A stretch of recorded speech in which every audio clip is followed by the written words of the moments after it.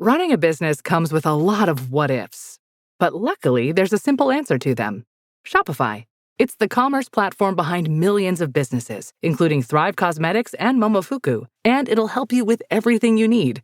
From website design and marketing to boosting sales and expanding operations, Shopify can get the job done and make your dream a reality. Turn those what-ifs into... Sign up for your $1 per month trial at shopify.com/special offer. All right, guys. So I'm going to be totally upfront with you. My voice is already shut, and it's Friday, but I am here with Matt Milligan. Oh, hi, it's me.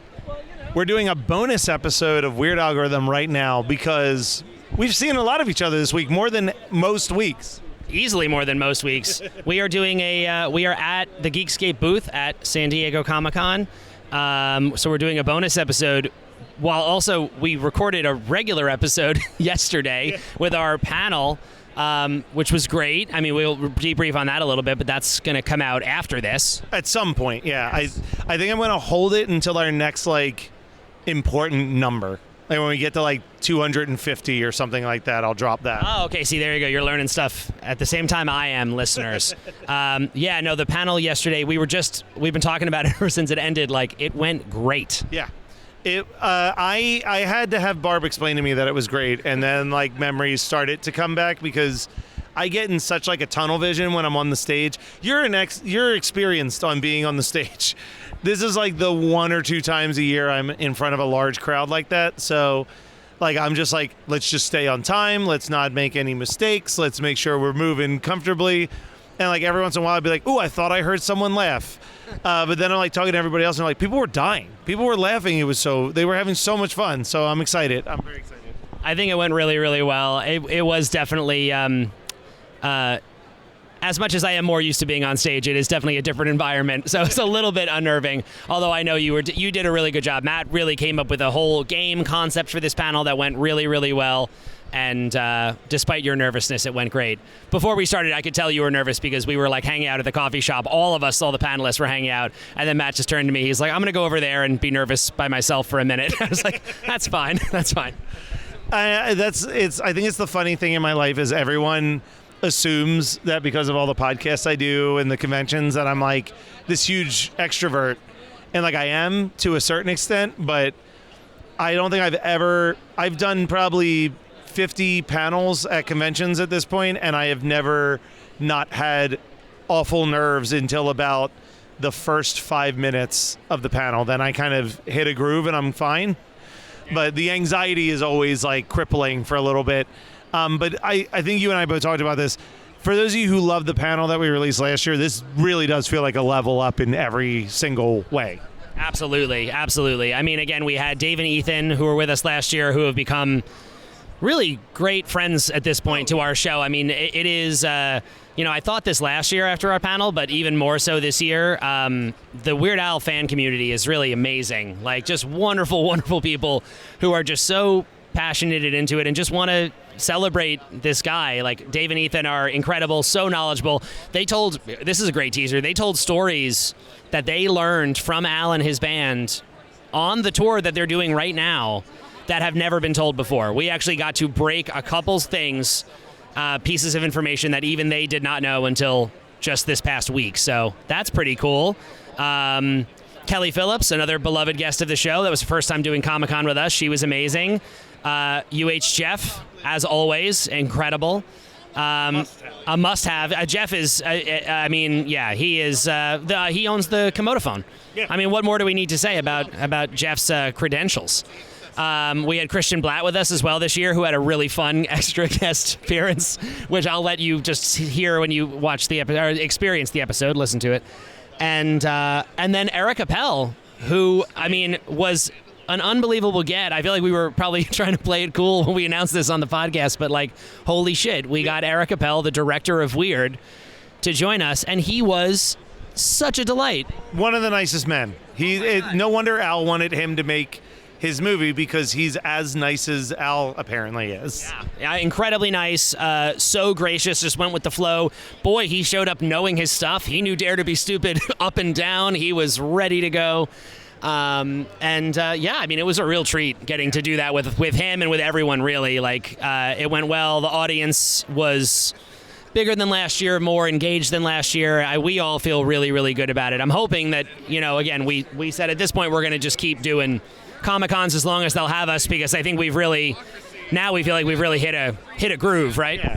I mean, my hope is for both Weird Algorithm and hopefully this opens the door for more Geekscape stuff, is like, I'm hoping that the convention itself is getting the word that people are really coming out and having fun on. Like, I feel like we have to keep mentioning this. It is not easy to get to our panels at San Diego Comic-Con. It's not like you go just upstairs and that's the end of it. It's like, you have to walk a good 15-minute walk from the convention center and then find the library. It's not an easy trek. So the fact that more and more people keep being willing to do that trek makes it all the more impressive to me.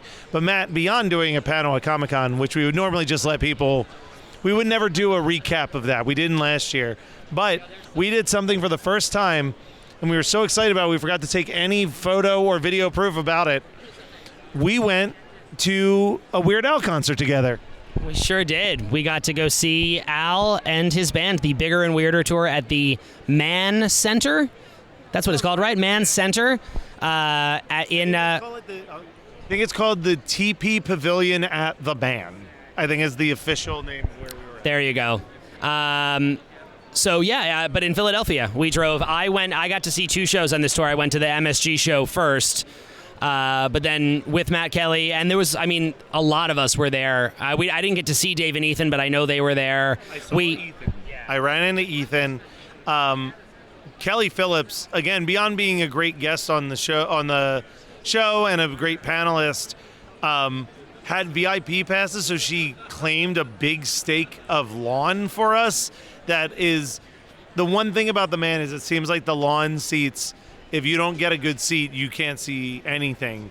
And she really, she locked us into as good of a seat on the lawn as you could possibly dream of for this concert. So it was you, Joey, Kelly, one of Kelly's friends, a few other people that I didn't really know, and then myself and my girlfriend Barb, who was getting to experience Weird Al for the first time. Yeah. It was a really good, fun time. It was great. I showed up with a couple of my oldest friends, Andrew and Craig, from back home. We all made a trip of it.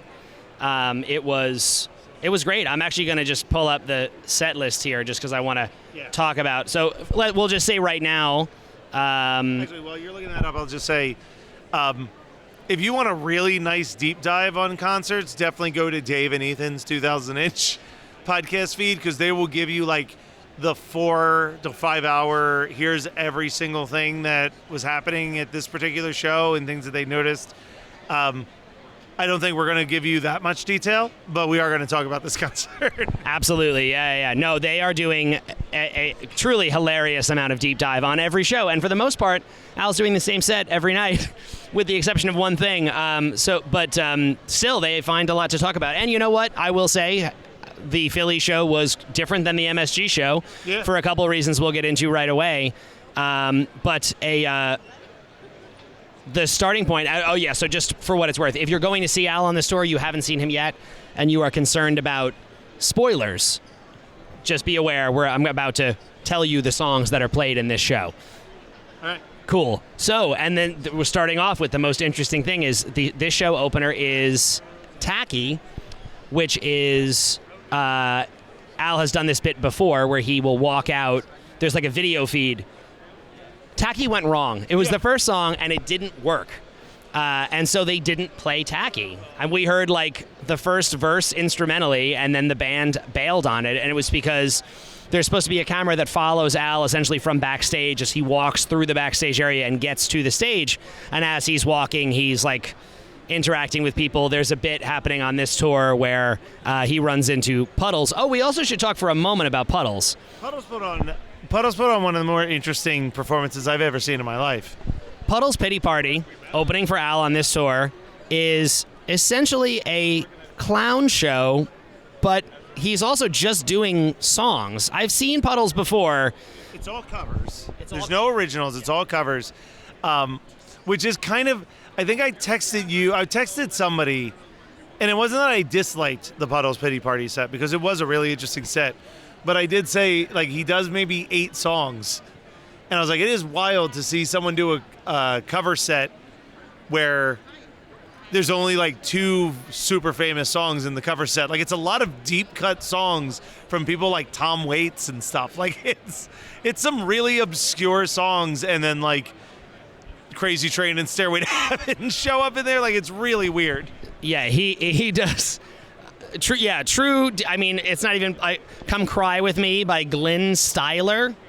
Crazy Train is in there. Honestly, I thought it was an original Estoy Sentado Aquí, which is a Spanish language song that he sings to a person from the audience who he puts in a tequila bottle costume and he serenades. But it's all like weird broken English. I thought that might have been made up, but no, it's a cover as well. Come On Up to the House by Tom Waits, kind of a deep cut, really surprised me.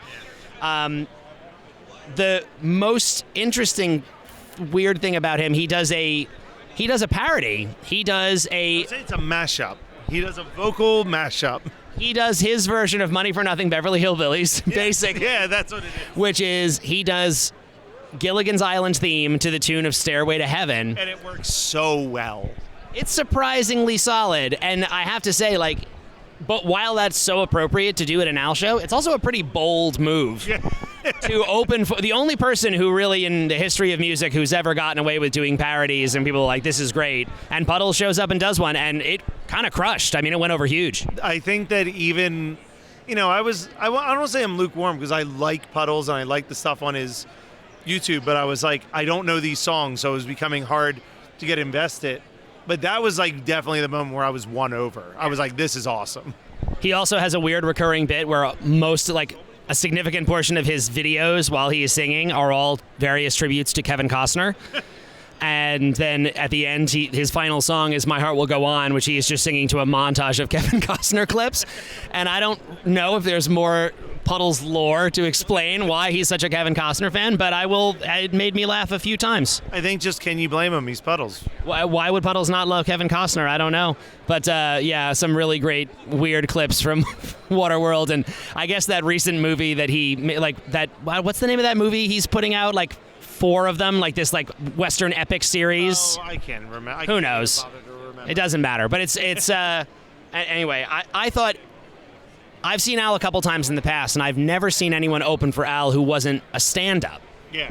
I mean, even on the Vanity tour, it was Emo Phillips who opened those shows, and that's great. I love seeing stand-ups like that do it. But it was interesting seeing, like, Puddles, a musical act who is not inherently funny in the way that Al is. Yeah. So I think people immensely talented. Like, the voice that I described it as like Jeff Buckley. Yeah. Very Jeff Buckley vocal style. Yeah. No, he's very, very talented for sure. And I don't know, I was kind of charmed by the surreal weirdness of the whole thing. I think that it's definitely for people who are going to see Al, who are just like Al fans, I think you would be like, I don't understand why this person is opening the show. But for me, at least, I was like, it's a fun change of pace for Al, I thought. No, I agree. It makes more sense. Actually, both of them weirdly make sense. Puddles also did a show of a tour of shows with Primus and Coheed and Cambria. Yes. Which I can imagine was equally shocking to witness. It's a testament to Puddles, because I saw Puddles open for Eels years ago, and I was just like, man, this person must be, like, he is winning over people. He has no business doing these tours, and he's getting them purely on his talent and, like, surreal. I'm like, I got to give it up. Like, that is an impressive, it's not easy to break into that world, and he has done it, so I got to give it up. No, I agree. Sorry, I also got distracted by 2 incredible Terrence and Phillip cosplays across from our table. It is very easy to get distracted at the booth at Comic-Con. For sure. But, yeah, so Puddles crushes. We're all excited for Tacky. The other thing I wanted to mention with Tacky that kind of caught me off guard was that, like, there was either a backing track that had little pieces of Al's vocal, or occasionally you could hear Al's mic. Because I remembered that it was like an instrumental version of Tacky, and then you would just hear like a line of the song suddenly, and I was like, what is happening? I'm pretty sure that was actually his vocal coming through. They were trying to. So apparently, the technical word that I heard from some of the other Al superfans, Matt and I both got. You didn't set this up. I think Dave and Ethan or one of them set it up. We wound up in a Facebook chat full of Al mega fans. That was a truly hilarious thing to behold. I didn't even know how to chime in on it, but I was enjoying it. But someone said there that I guess in order to make that whole bit work technically, it's like Al's microphone is routed through that camera that is able to walk through the building. And as a result, the camera wasn't working properly and the audio signal was like intermittent. And as they were trying to fix it, his voice was coming in and then dropping out again. Like they were trying to like adjust it in between lines so it seemed smooth, and they just couldn't get it. So I don't think it was backing track. I think it was a technical issue, but unfortunately, we didn't get to hear Tacky because they just could not fix it, and Al decided to bail. Which led to a very weird situation. It did. So essentially, it led to something cool because I'm also seeing here, it does note on the set list, Al's band, as they have done historically for many years, when Tacky fell apart, they started playing Radio Radio by Elvis Costello. Which I'm really sad we didn't get this cover. They played a small portion of it, and Al stopped them. And then Bermuda, I think Bermuda like kept playing. Someone kind of kept doing it, and Al was like, "No, stop." And Al commented on like sorry about that. That was the first major technical issue of the whole tour. Yeah. But this led to the weird situation of what the official opening song to this set became, which kind of put me with like a little bit of dread. We haven't covered it on the show. It's not a favorite of mine personally. Was like Mission Statement, which is about as ho-hum of an opening track as you could imagine for a set. It's a bold opening track for a show from Al, and so yeah, essentially it was like a small portion of Tacky, and then they bailed on it, and then they do a small portion of Radio Radio, and they bail on it, and then they do Mission Statement, which, you know, again, we have not talked about that song yet. Mandatory Fun. It's an original for Mandatory Fun. I completely get why they're doing it with this expanded lineup of the band, because with all of the extra vocalists, extra guitars, it just works. It's the best instrumentation for it I think you could possibly find. It's not. I want to stress, I don't like hate the song by any stretch of the imagination, but man, it is not an opening song to a set. It's a weird choice. I mean, in this set, there are some bold picks from Al, and I think the set flows really well, but there's some surprising picks. So, like Mission Statement. Then we got Polka Mania, which, funny enough, I don't even think I got to tell you this at the show. The show we were at that day was the 1-year anniversary of the release of Polka Mania. Oh. See, listen, so I know that it's really tough to do stuff on the fly. I think technical difficulties, you swap Polka Mania and Mission Statement, and you start with Polka Mania and then slow it down into Mission Statement. If that had been possible to do on the fly, I agree. They probably were just scrambling, and Al must have been the one to be like, forget it, let's just move on with the show. I also did know that it was an outdoor show, and they had a very strict curfew for noise, so that probably also was a factor of like, and probably why he stopped them on Radio Radio, honestly. It might have been like, we just run it past at all. Yeah, we don't have time to like experiment with changing the show right now. But yeah, Mission Statement, an interesting thing to hear. I thought it sounded good. I enjoyed it. Then we got Polka Mania. Then we get, of course, a drum solo, which is Bermuda's 2 hits of a drum. And then we get a big one. I think Barb looked over to me, and we might hand the mic to her to confirm for a second. I think she looked over to me knowing that I was going to be choked up seeing this live, because this is, like, as we know on the show, this is one of my all-time favorite Al songs. So to get to see it live, and it sounded so good. This sounded amazing live. Agreed completely. I saw, and I get it. I had a little bit less at the Philly show than at Madison Square Garden, because that was when I first saw it. We're talking about Everything You Know Is Wrong. Barb, can you confirm emotional reaction to Everything You Know Is Wrong from Matt Kelly? Absolutely. I was totally, completely ready for it, and it was absolutely emotional and just heartwarming the entire time. Agreed. I mean, it was as soon as it started at the Garden, I felt the same. I just was like, and my friends Andrew and Craig who were there both like turned to me and they were like, oh my God, like that is. It's a song that you've loved. It's right there as like, I think you and I both talked about it. It's the second track on the first album that you buy from Al. It's your first experience with Al doing an original song. So it has like this weird emotional weight. And it's like you know that anytime you see Al, you're going to hear Amish Paradise. This is like the wild card, not guarantee. And this was huge. It was like when I went to my first Green Day show and they played Stewart in the Avenue at this like secret show, which is like a deep cut that I love so much. To be like, oh, this is being played at the first show I ever went to. This is the second Al concert I've ever been to. And I get to experience Everything You Know Is Wrong. I'm like, that's huge. I can't believe that you've seen Green Day play Stewart in the Avenue. That is a real rarity. The closest I came is I saw them once where someone in the crowd held up a sign for Stewart in the Avenue and they played 20 seconds of it before messing it up so badly. They were like, forget it. And I love that Green Day even tried to do stuff like that. Like, that's a very cool thing where they have no problem trying and failing to play something like at Madison Square Garden. Like, it doesn't matter to them. But yeah, no, Everything You Know Is Wrong. I mean, really, it sounds amazing. I mean, my God, they have the expanded band with the saxophone and the extra guitar to do that surf rock solo in the middle. Like, it sounded so good. Al sounds amazing on it, considering that we know it was a song written without ever thinking he was going to, like, there's no room in that song to take even a breath. Yeah. And he figured out a way to sing it live that really just works. It's very, very special. And I know he knows for a huge percentage of his fan base, that was one that's the top of the top of originals that no one's heard before. So what a treat. Yeah. And I think, a few people, even myself and you a little bit, kind of disappointed when you heard there's going to be more musicians. They're going to be able to do a couple songs they've never been able to do. I think us and a lot of Al fans were like, ooh, maybe Genius in France, maybe Hardware Store. But thank God we finally got this opportunity for Everything. Like, it's that I think that if that also didn't make it in the set list, it would be a real, I think we'd feel like, what a bummer. But like, that was enough. That add those extra people just so you can do that song. Absolutely, hell yeah, great decision. I 100% agree. On tour every time. I mean, it will be hard for Al to go back from this expanded lineup now. Actually, that's a different conversation because this really did fill everything out so much. So Everything You Know Is Wrong, incredible. And then we get a classic, One More Minute, another Al original. Love it.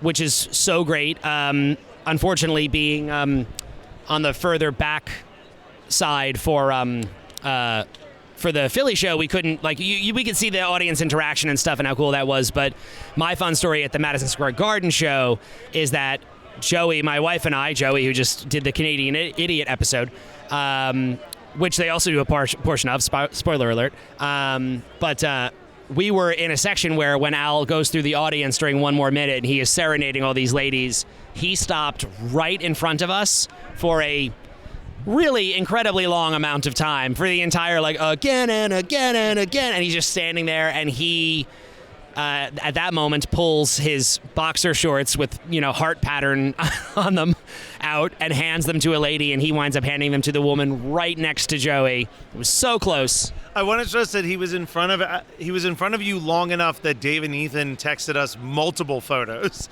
of you guys on the Jumbotron. We were up, again, in the moment you don't think about this at all, but yes, like, I'm watching Al do this, and then the song ends. I'm like, oh my God, that was amazing. He walked right past us. We had such a moment. Like, he was, inches from my face. Like, then the song ends and I look at my phone and I have multiple messages from multiple people, including Dave and Ethan, but other friends who were at that show who I didn't know were there, who took pictures of me on the Jumbotron because I was up there for so long. It was hilarious. What a treat. Best possible way to experience One More Minute.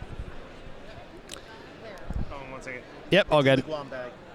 Right there in front of you, black bag. Sorry. No, you're good.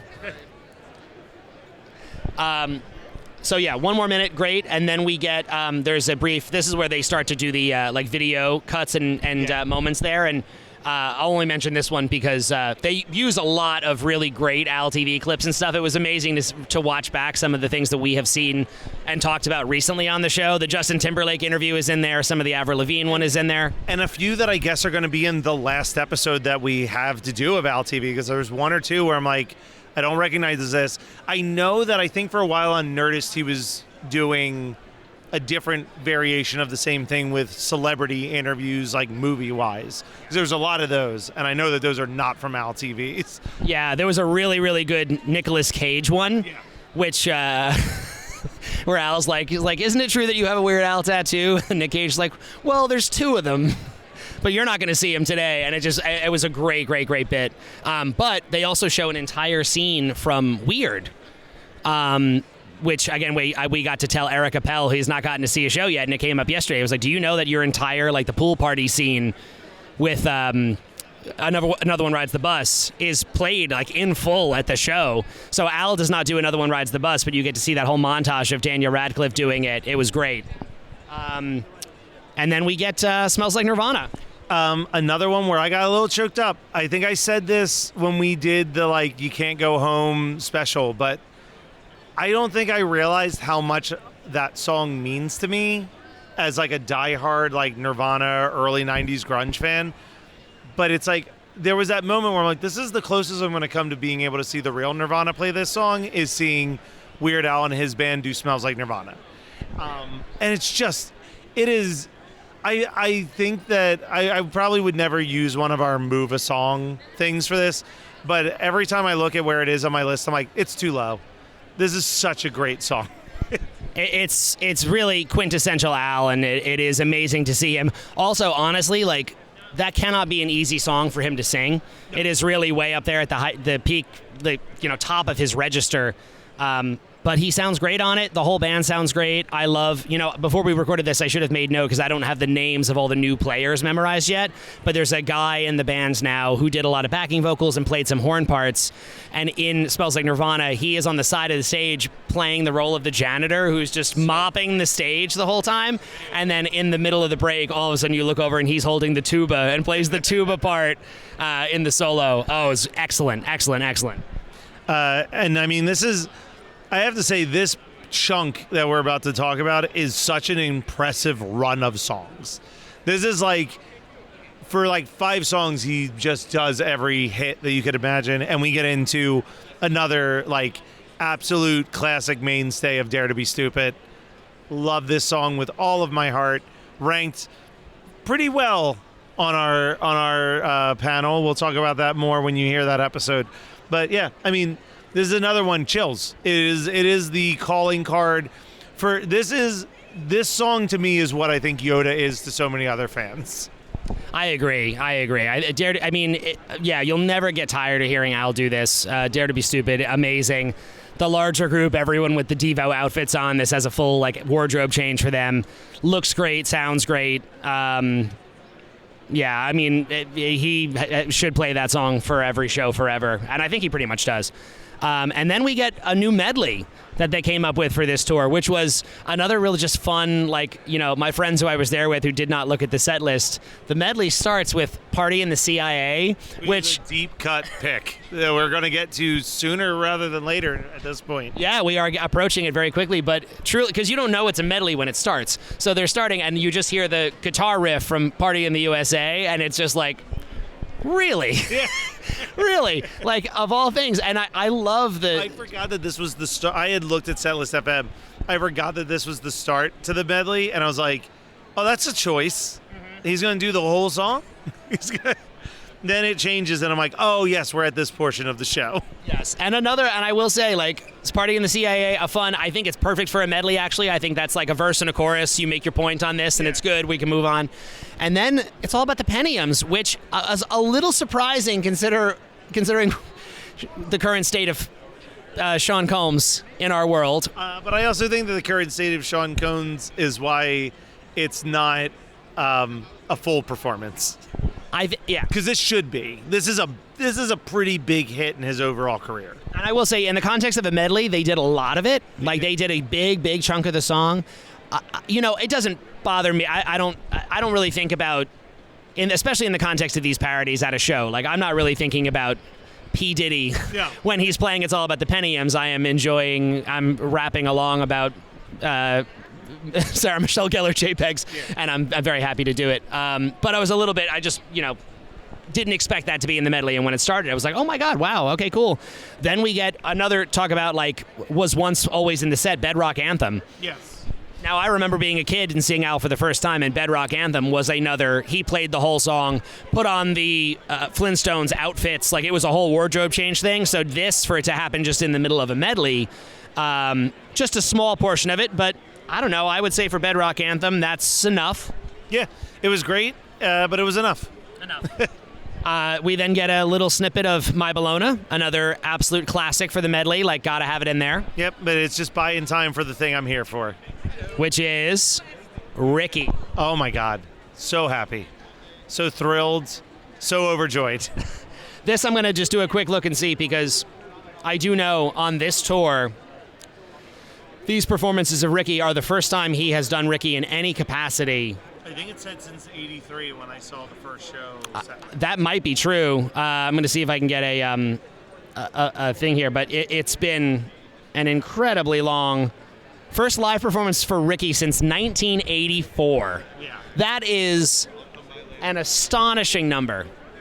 1984. It's been 30 years, 40 years. Almost 40. I say we just did anniversary of Dare to Be Stupid, which was 85. That's 40 years. Almost 40 years. So more than 40 years.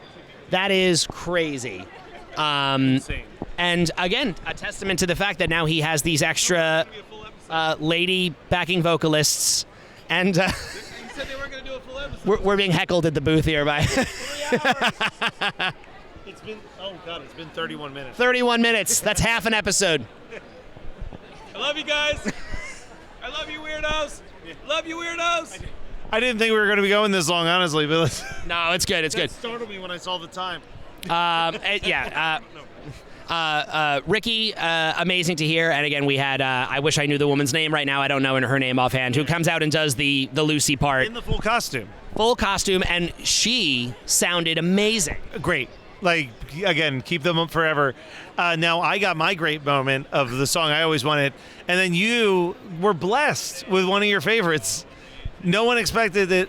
Here comes Ode to a Superhero, but I will say the bit is really funny. Which was pointed out to us. Someone pointed this out. Was it? I can't remember if it was a Facebook comment or. It was either on our Facebook. I think it was someone commented on our Facebook group. The song works if you see the live joke. Yes. I also don't think that live joke would have worked for 4 minutes, so I'm glad it's only in the medley for a minute. Yes. But it's good. So the joke is a member of his team stands next to him looking extremely bored, holding a harmonica, and just holds the harmonica up to Al's mouth whenever it's time to play the harmonica and Ode to a Superhero. And it is actually really, really funny. But again, one verse, one chorus, totally fine for Ode to a Superhero. We don't need more than that. But again, it's a celebration of, like, Al really does surround himself with some of the funniest people he knows, because that dude, in the wrong hands, that bit doesn't work. That dude was absolutely flawless on making that joke funny. Absolutely agreed. Then we get I Love Rocky Road, another classic oldie. Love hearing some of that. Same.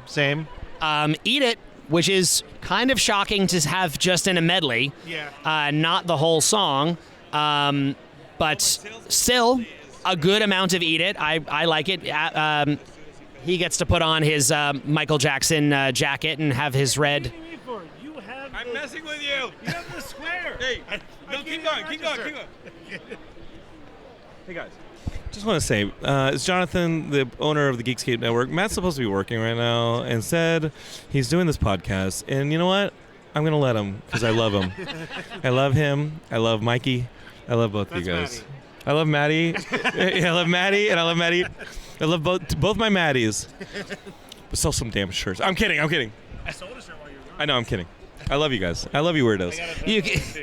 You can tell that I have less responsibility with Jonathan because he doesn't even know my name. Listen, Mikey, stop it. All right, Mikey. All right. Okay. Why don't you go play bass for Wheat Thins? Okay. Sorry for the interruption. We're back to Matt and Mikey's Weird Al podcast. We're having a blast. Come join us in San Diego next year, weirdos, please. Please come join us next year. Thank you very much. You can call me Jeremy.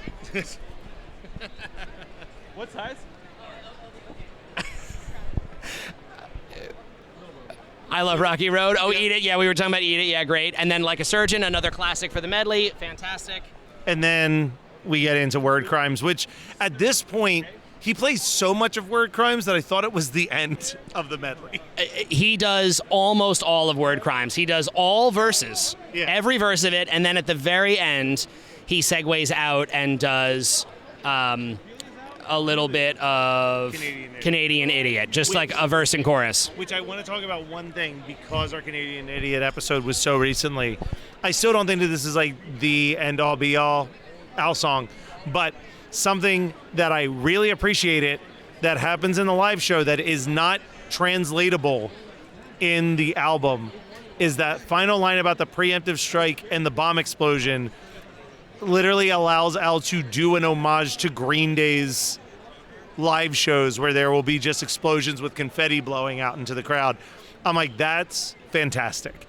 Fantastic. The bomb exploding sound in this song also is like 100% louder.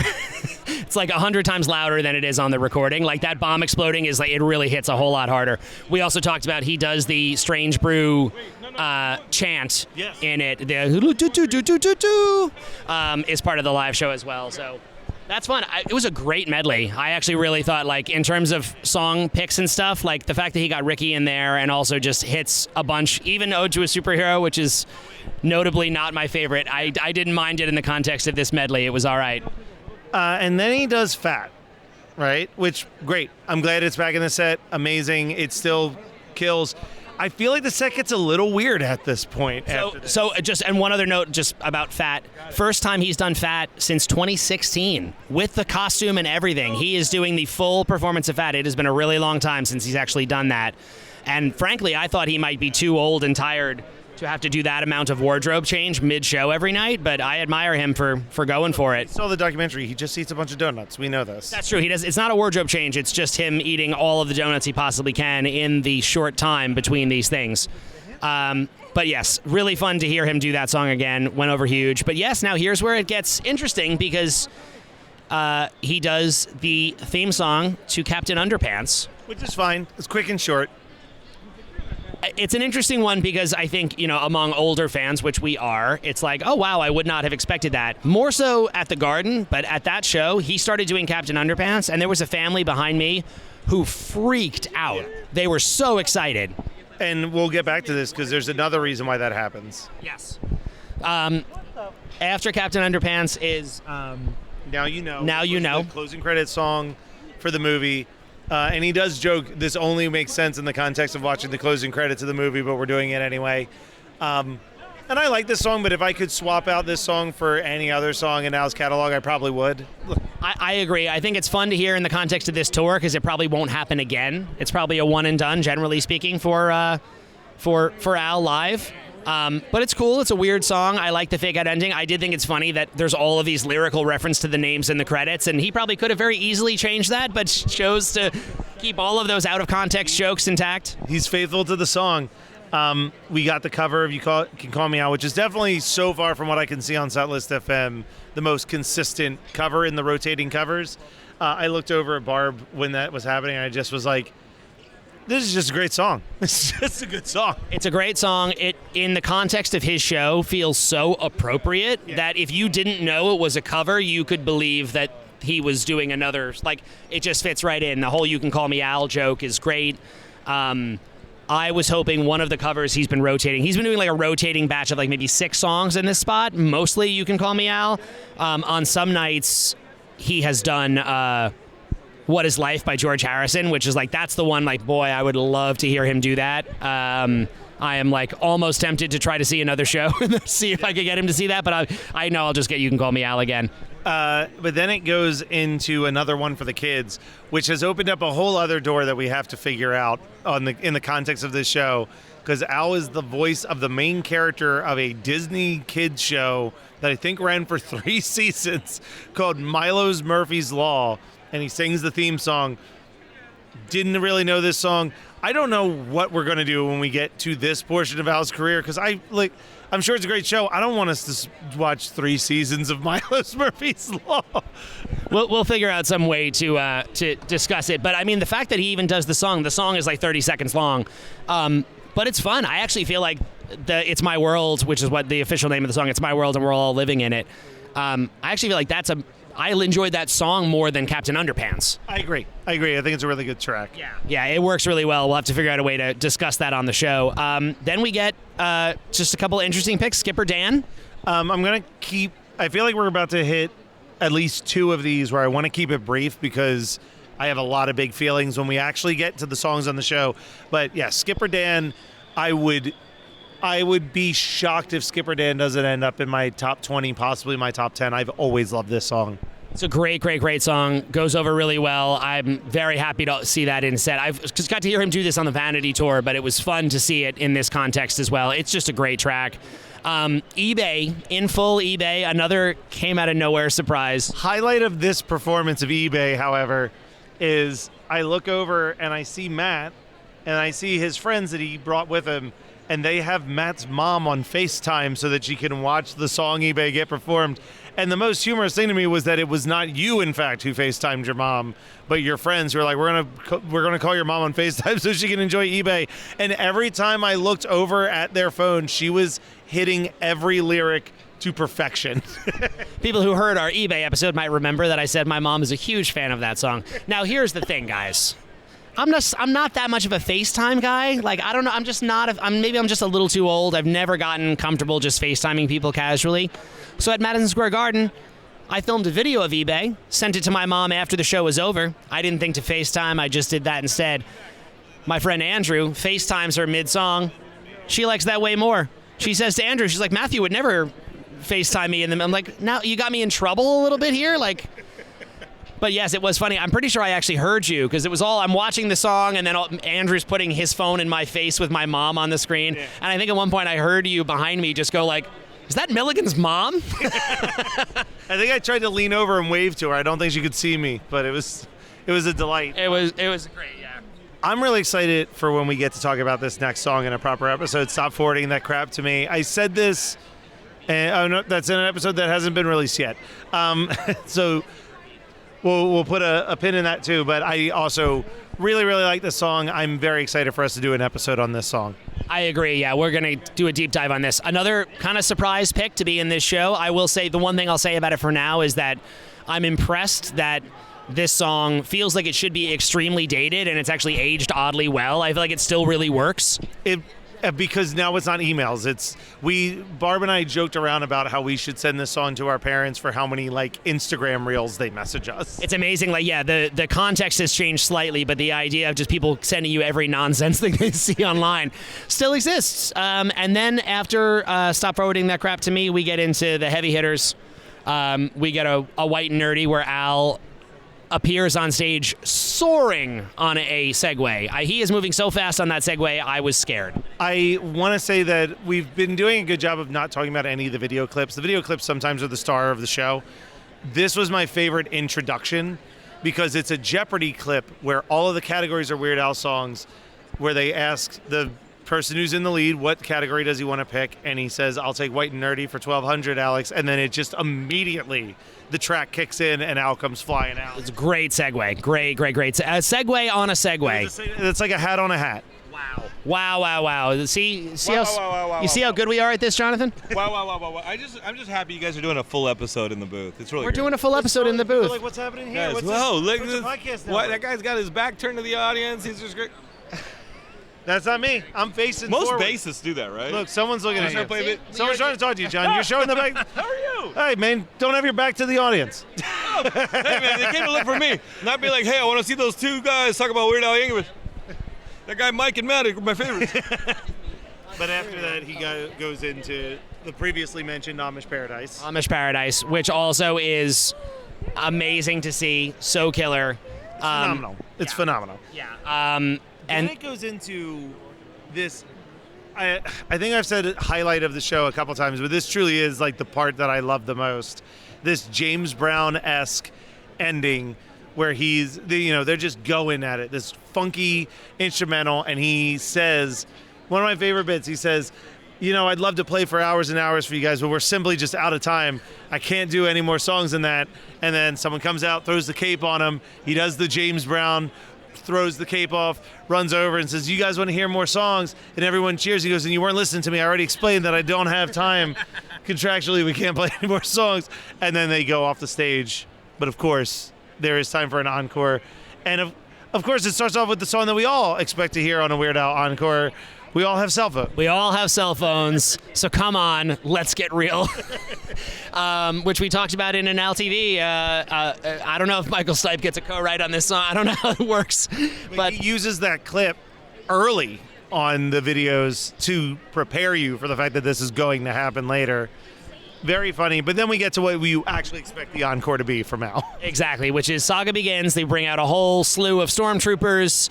Ruben comes out in a cloak, and he does a little bit of like Phantom of the Opera style, and then like. Well, this is the part that's weird. They do this whole bit, and then they sing "We All Have." Oh, that's right. That's right. Yeah. And then they finally do Saga Begins after that whole situation. It is an odd choice, but I love that they do the "We All Have Cell Phones" thing. I can't believe that some dumb offhand joke from an Al TV from like 30 years ago, and he is still using that in his encore of his show. It's amazing. Psychotic. And then Saga Begins just goes right into the real closer. Yoda, the Yoda chant is phenomenal, as always. I mean, Yoda is always, it's, the Saga Begins and Yoda is his full show closer. It's been that way since Saga Begins came out, I think. It's never changed, and it remains amazing. The Yoda chant is longer. Once again, they expand it every year. I got to give another shout out to the new musicians on this tour. For most of the core band, the idea of, adding a little bit to it each year makes it a little bit more manageable, but those people had to learn that thing from scratch. Yeah, no, for sure. And they seem locked in, so it was great. It sounded amazing. That chant, I love seeing that chant live because you really can like look around the field and watch people just become sort of hypnotized. Like, it is the most weird, surreal thing to see someone do on stage. Like, people don't know what it is, and then it's like, I don't know, like faces switching from confusion to delight is one of my favorite things to see at a show. And that's it. It's Yoda, and then it's over. That's the end. That is the end of the show, and appropriately, I think that's the end of this very, very short 45-minute bonus episode. I mean, it's how could we be expected to? I'm glad that this went long enough for us to have multiple people crashing our episode. We don't get to do shows like this that often, so what a treat for us and you all. Very, very quickly, since you don't get to do this very often, but I try to let you do it during these bonus episodes. Anything that people, if they want to see you live with Wheatus, there are any places they should go? Because I think there's a couple August shows that you're going to be a part of, right? That is true, yeah. If you are listening and you live in the United States of America in the month of August, then yeah, August 1st in Nantucket, August 2nd, Huntington, New York, Long Island, very close to where I grew up. August 8th, Harrisburg, PA. August 9th, Newcastle, PA, near Pittsburgh. August 15th, Elora, near Toronto, at a Riverside Fest? Riverfest it's called. And then more shows, Haddon Heights, New Jersey, Wilmington, Delaware, Garwood, New Jersey, Hamden, Connecticut, and Cape Cod. All shows in August that I am actually doing. I know sometimes people ask about Wheatus dates that I'm not really playing, but every one I just mentioned I will be at. So show up and come talk to me about Weird Al, because every time someone does that at a Wheatus show, it's my favorite thing to happen. I love that. And we will be back on Friday with a regular episode as well. So stay tuned. Maybe we'll get someone to yell through that one as well. We'll see if we can punch that in. Yeah, I'll add that. Yeah, we'll add that in post. You're listening to the Geekscape Network.